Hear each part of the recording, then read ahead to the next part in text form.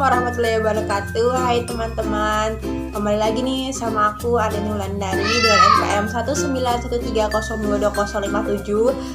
Video yang kali ini aku akan membahas apa sih itu SKU dan apa sih itu TKU dan bagaimana cara mengujinya serta keterampilan apa aja yang diuji, terutama pada penggalan dan penegak. Oke, disimak baik-baik ya teman-teman. Langsung saja nih, apa sih itu TKU Pramuka? TKU atau tanda kecakapan umum merupakan sebuah tanda yang diberikan kepada para adik-adik pramuka siaga dan penggalang. Biasanya tanda kecakapan umum akan berbentuk lambang yang diberikan kepada anak-anak pramuka yang sudah menyelesaikan tugas yang berada pada buku saku atau SKU syarat kecakapan umum. Tanda kecakapan umum pada pramuka memiliki beberapa macam lambang dan tingkatannya, dan untuk mempersembahkan lambang tanda kecakapan umum ini sudah diperhitungkan serta ada aturannya. Mempersembahkan lambang tanda kecakapan umum dilakukan oleh seorang anggota pramuka yang sudah menyelesaikan tugas yang ada di syarat keahlian khusus. Jadi mereka tuh jika sudah memenuhi syarat baru mereka bisa mempersembahkan lambang tersebut. Sudah dilakukan maka baru bisa mendapat tanda kecakapan umum bagi anggota pramuka. Teman-teman, kemudian apa sih itu SKU Pramuka? SKU Pramuka itu salah satu syarat kecakapan umum anggota pramuka di dalam SKU. Ada beberapa materi yang harus dicapai oleh seorang anggota pramuka. SKU itu memiliki fungsi sebagai materi dan pembelajaran bagi anggota pramuka.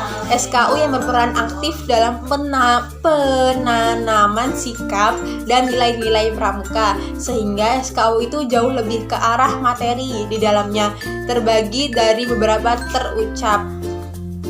Adapun golongan yang memakai SKU adalah siaga dan penggalang. Jadi SKU itu lebih ke materinya daripada TKU.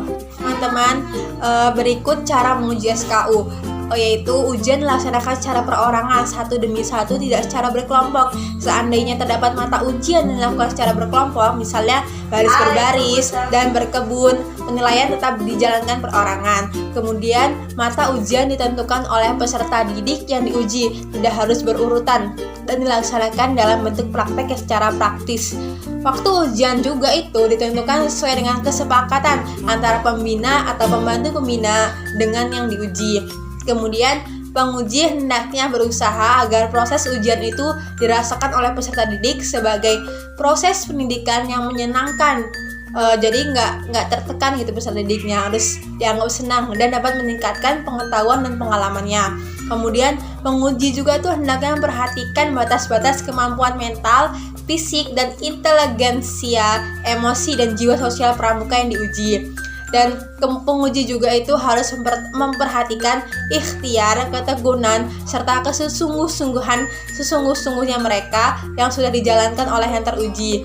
Jadi mereka harus tekun, ikhtiar, dan sungguh-sungguh dalam ujian tersebut. Dan penguji membubuhkan paraf atau tanda tangannya pada daftar ujian SKU milik pramuka yang diuji setelah ujian tersebut dinyatakan lulus. Dan akhirnya jika telah memenuhi syarat, anggota pramuka tersebut lulus dari SKU. Kami akan menjelaskan SKU Penggalang Rakit poin 1 sampai 4. Poin 1, mengikuti acara keagamaan dengan agamanya. Cara pengujiannya adalah apapun agamamu, tentu memiliki acara-acara keagamaan yang harus diikuti oleh penganutnya. Acara keagamaan tersebut ada yang rutin dilakukan setiap minggu, ada pula yang diikuti setiap tahun sekali.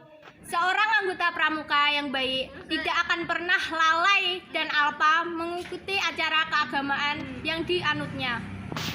Catatan dalam tabel acara. Contoh di agama Islam, wajib kita untuk melakukan sholat 5 waktu, bagi putra seminggu sekali untuk melakukan sholat Jumat, dan masih banyak lagi. Untuk kita harus mencatat kegiatan agama yang kamu ikuti.